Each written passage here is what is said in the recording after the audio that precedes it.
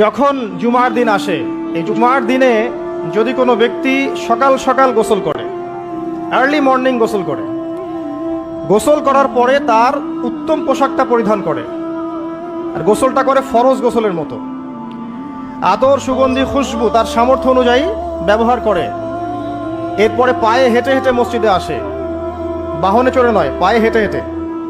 যদি আপনি অনেক দূরে থাকেন সেটা আলাদা কথা।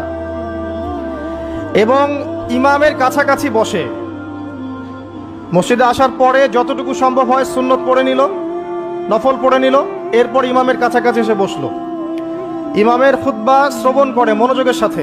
খুতবা শ্রবণ করার সময় কাউকে কষ্ট দেয় না। কাউকে কষ্ট দেয় না মানে হচ্ছে যে কেউ কথা বললে তাকে এতটুকু বলে না যে তুমি চুপ করো, কোনো কষ্ট দেয় না।